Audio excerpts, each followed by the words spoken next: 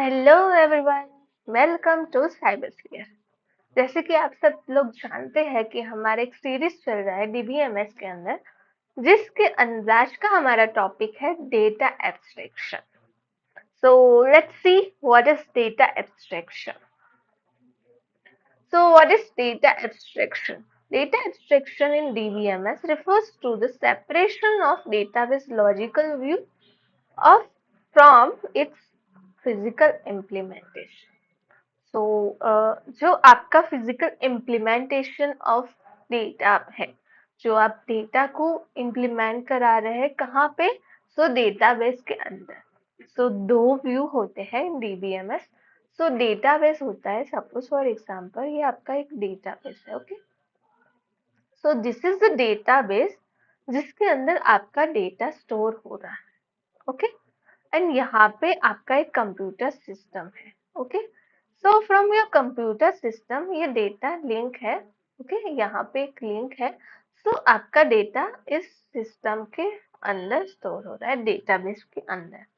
सो यहाँ पे जो आपको व्यू दिख रहा है, that is your logical view. और यहाँ पे जो डेटाबेस के अंदर जो स्टोर हो रहा है, that is your physical view. तो बेसिकली डेटा एब्स्ट्रैक्शन क्या होता है कि आपका जो लॉजिकल व्यू है और फिजिकल व्यू है, उनको सेपरेट रखना। सो जो भी इम्प्लीमेंटेशन आप सपोज लॉजिकल व्यू पे कर रहे हैं, उसकी असर फिजिकल व्यू के अंदर ना हो, right?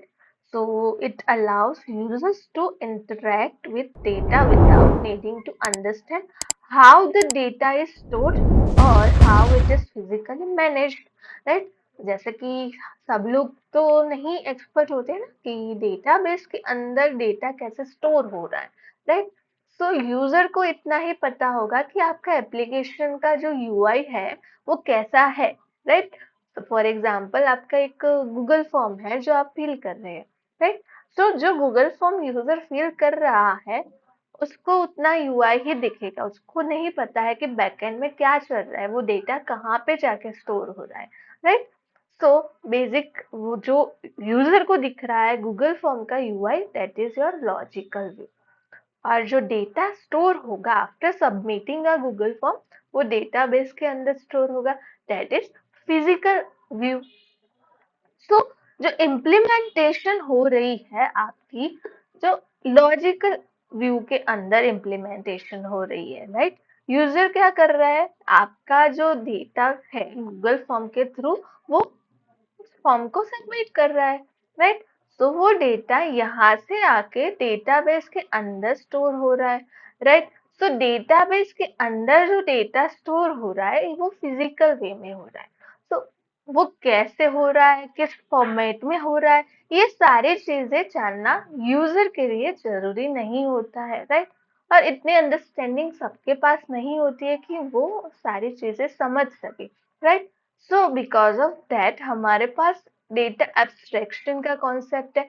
जो आपका एक लॉजिकल व्यू है उसको आपके फिजिकल व्यू से सेपरेट रखता है, जिससे जो यूजर है वो अपना काम इजीली कर सकता है, right? So that's why we have user friendly interface, right? जिससे यूजर जो अपना काम करना चाहता है वो इजीली कर सकता है without having the knowledge of database के how data is stored in database, right? So what are the advantages of data abstraction? So data abstraction का advantage क्या होगा? So it simplifies the data management. Users do not need to know the details of physical storage, right?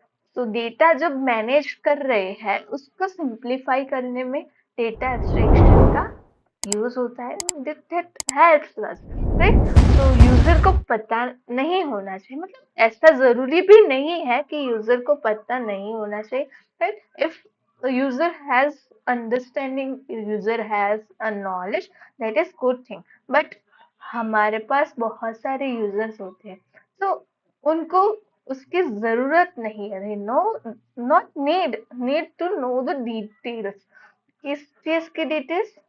कि आपका data physical storage में कहाँ से कहाँ किस फॉर्मेट में स्टोर हो रहा है, राइट? सो डेटा एब्स्ट्रैक्शन सिंप्लीफाई करेगा डेटा मैनेजमेंट को, कि अगर डेटा स्टोर हो रहा है वो कैसे हो रहा है उसका नॉलेज यूजर को नहीं है, फिर भी वो डेटा को स्टोर करा सकता है, राइट। सेकेंड चीज, flexibility. So flexibility in that changes at physical level do not affect the logical view or the views of individual users, right? Suppose physical level में जो changes हम कर रहे हैं वो अपने लॉजिकल व्यू पे अफेक्ट कर जाए तो उससे क्या होगा, उससे डिफिकल्टी फेस होगी, राइट। डेटा का रिप्रेजेंटेशन के इश्यूज आएंगे, राइट। सो इसके अंदर फ्लेक्सिबिलिटी होगी कि जो भी फिजिकल लेवल पे, राइट, इन अ डेटाबेस अगर कोई चेंजेस हो रहे हैं तो उसकी असर लॉजिकल व्यू पे नहीं होगी, राइट। फॉर एग्जाम्पल यहाँ पे एक यूजर है जो अपने मोबाइल फोन के अंदर डेटा को देख रहा है, okay, this is the data. उसका एक लॉजिकल व्यू डिफरेंट होगा। एक और यूजर है जिसके पास एक कंप्यूटर सिस्टम है, राइट, उसके अंदर डेटा का व्यू डिफरेंट है।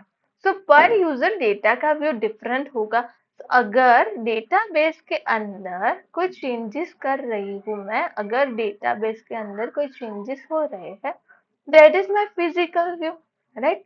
उसकी असर इस लॉजिकल व्यू के अंदर नहीं होनी चाहिए, right.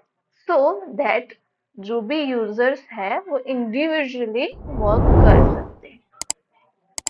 Third advantage is security. Security. Sensitive data can be hidden or protected from certain users by creating different views. So sensitive data जो होता है उसको प्रोटेक्ट करना, उसको हाइड करना, that is important जो पर्टिकुलर यूजर्स है, राइट।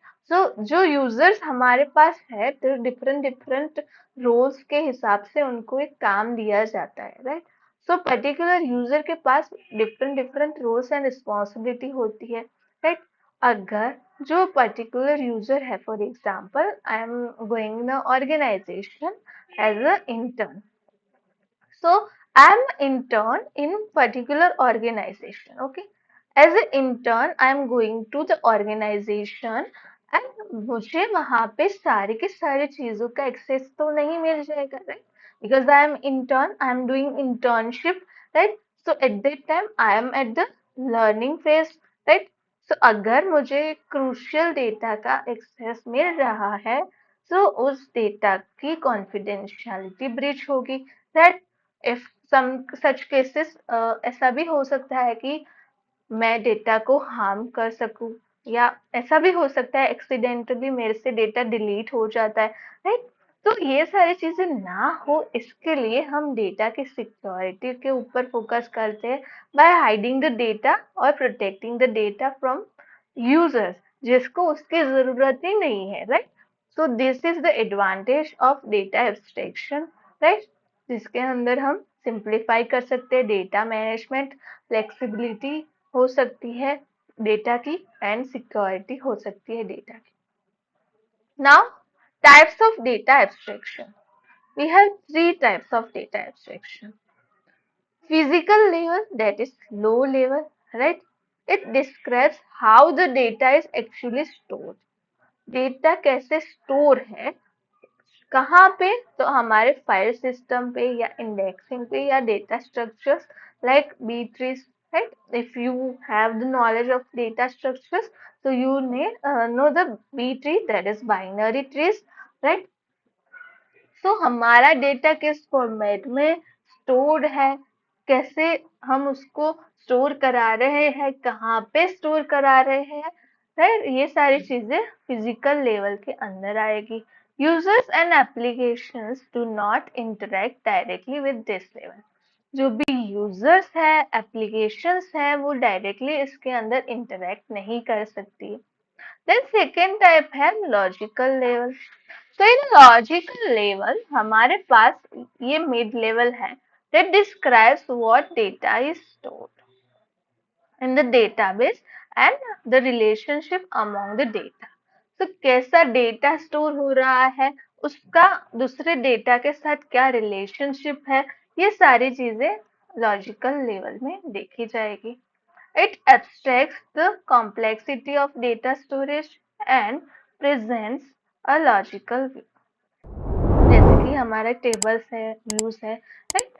सो एक कॉम्प्लेक्सिटी है, जो डेटा स्टोरेज के अंदर कॉम्प्लेक्सिटी होती है उसको एक्सट्रैक्ट करने का काम करता है। It presents the logical view of the data, right. End users and developers typically interact with these levels. जो भी end users होते हैं, developers होते हैं, जो applications बनाते हैं, जो applications को use करते हैं, वो directly इस level के साथ interact करते हैं। थर्ड है हमारा view level, that is high level, that provides a specific perspective or view of the data. So particular user has different view of the data, right? For example, अगर आप एक same Excel sheet पे work कर रहे हैं, that is shared with 10 different people, okay? So दसों के दसों लोगों के लिए different view banana is necessary, because कोई है जो अलग डेटा के ऊपर वर्क कर रहा है, राइट। तो वो क्या कर रहे हैं कि फिल्टर लगा रहे हैं अपने एंड पे, राइट। तो जो डेटा का व्यू है that is separate for different person. A single database can have multiple views. तो एक सिंगल डेटाबेस है उसके मल्टीपल व्यूज हो सकते हैं, right. Offering a tailored representation to different users or applications without affecting the underlying logical or physical structure. So particular user जो होते हैं वो अपने हिसाब से डेटा का व्यू कस्टमाइज करा सकते हैं, राइट। सो पर्टिकुलर एक डेटाबेस जो है उसके डिफरेंट मल्टीपल व्यूज हो सकते हैं, right. According to users requirement, according to users need, we can change the view of data. So that's it for data abstraction. So see you in the next video. Just do like, share and subscribe to my YouTube channel.